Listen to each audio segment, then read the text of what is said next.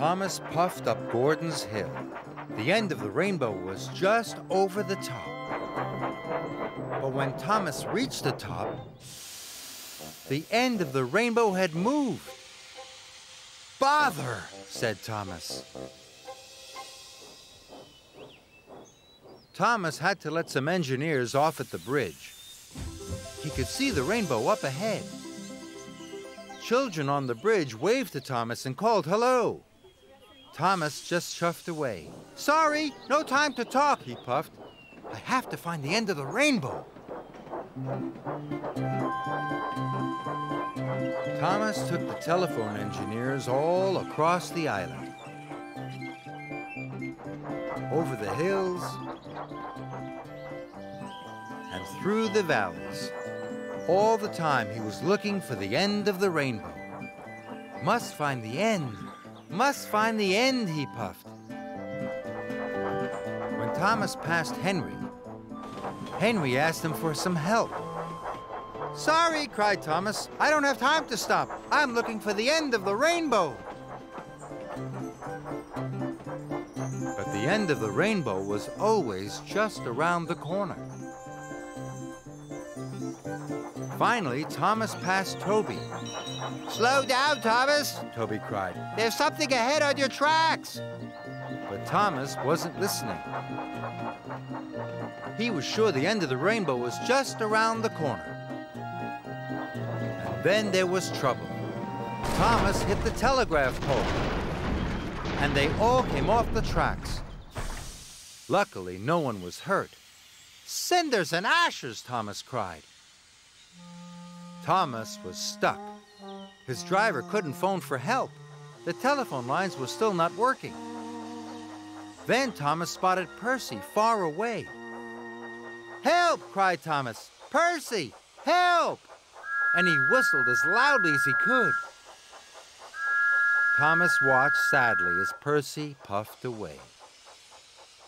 "Percy isn't talking to me because I didn't have time to talk to him," thought Thomas. "I was too busy chasing the end of the rainbow." Thomas knew it was his fault. But Percy had heard Thomas's whistle. He knew Thomas was in trouble, and he was hurrying to get help.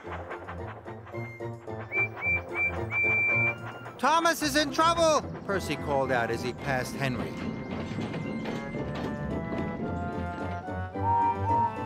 Then Henry told Bertie the bus.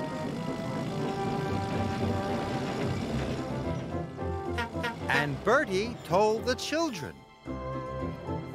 The children told James. James told Harold the helicopter. And Harold the helicopter told Harvey. Harvey set off right away. Harvey found Thomas in no time at all. Soon he had them all back on the tracks.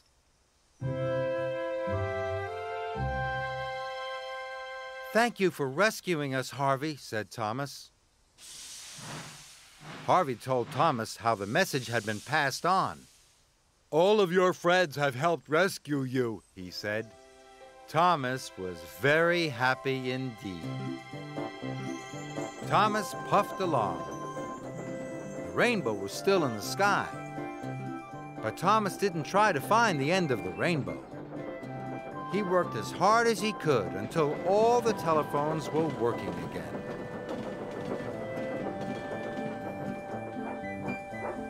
As Thomas returned to Tidmouth Sheds, he was amazed to find the end of the rainbow. It was right over Tidmouth Sheds. "The old story was right," gasped Thomas. "There is something magical at the end of the rainbow. My friends. Friends are the most wonderful thing of all."